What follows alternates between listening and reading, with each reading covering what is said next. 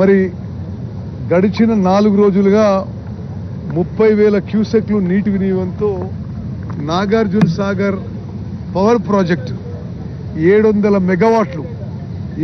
మెగావాట్ల power project కూడా పూర్తి స్థాయిలో నడుస్తుంది. అదే అన్నిటికన్నా ముఖ్యమైన విషయం మీరందరూ గమనించాలి.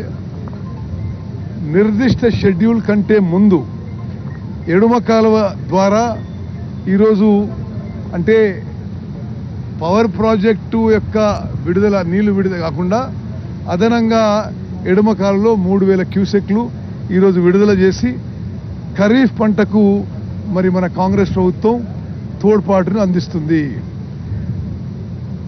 వ్యవసాయ రంగంపై కాంగ్రెస్ ప్రభుత్వం అనుసరిస్తున్న విధానాలతో పోయిన ఖరీఫ్ రబీ కలిపి మొత్తం భారతదేశంలో తెలంగాణ చరిత్రలో కానీ ఉమ్మడి ఆంధ్రప్రదేశ్లో చరిత్రలో కానీ భారతదేశంలో 29 రాష్ట్రాల కంటే ఎక్కువ 281 లక్షల మెట్రిక్ టన్నుల వరి ధాన్యం మరి కాంగ్రెస్ ప్రభుత్వం ఏర్పడిన తర్వాత గౌరవ ముఖ్యమంత్రి రేవంత్ రెడ్డి గారు, ఉప ముఖ్యమంత్రి బట్టి విక్రమార్క గారు మరి వారి నాయకత్వంలో కాంగ్రెస్ ప్రభుత్వంలో రికార్డు స్థాయిలో పంట పండిందనే విషయం 281 లక్షల మెట్రిక్ టన్నుల వరి ధాన్యం కూడా భారతదేశంలోనే నెంబర్ 1 రాష్ట్రంగా మరి వరి పండించే రాష్ట్రంగా మరి తెలంగాణ రాష్ట్రాన్ని నిలబెట్టగలిగడం మరి దాంట్లో మా అందరి పాత్ర కొంత ఉంది.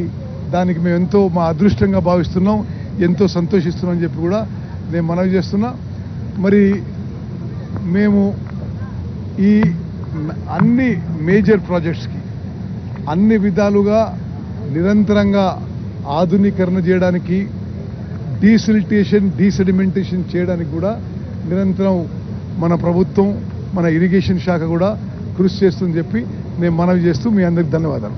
మరో రికార్డు కూడా 18 సంవత్సరాల తర్వాత ఎప్పుడు ఆగస్టులో నిండేది, ముందుగానే నిండింది. గతంలో కాంగ్రెస్ ప్రభుత్వంలో అయింది, మళ్ళీ 2007 తర్వాత మళ్ళీ ఇప్పుడు 18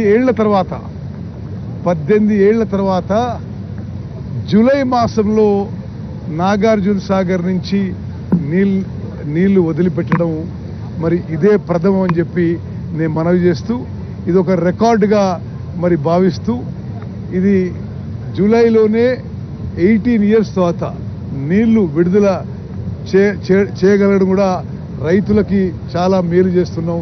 ఇది మా అదృష్టంగా భావిస్తున్నాం. ఓవైపు సివిల్ సప్లై మంత్రిగా రేషన్ కార్డుల పంపిణీ, మరోవైపు ఇక్కడ ఇరిగేషన్ శాఖ మంత్రిగా నీటి విడుదల కూడా 2 కార్యక్రమాలు కూడా చేసినటువంటి. ఓవైపు సివిల్ సప్లై మంత్రిగా రేషన్ కార్డుల పంపిణీ, మరోవైపు ఇరిగేషన్ శాఖ. అదే విధంగా మరి సరే ఇదే మన మెయిన్ ప్రోగ్రాము. నాగార్జున సాగర్ నుంచి నీటి విడుదల చేస్తున్నాం. నాగార్జున సాగర్ నుంచి నీటి విడుదల చేసి వచ్చిన క్రమంలో ఒక 3-4 కాన్స్టిట్యున్సీస్లో రేషన్ కార్డు పంపిణీ కార్యక్రమంలో కూడా పాల్గొంటున్నాం.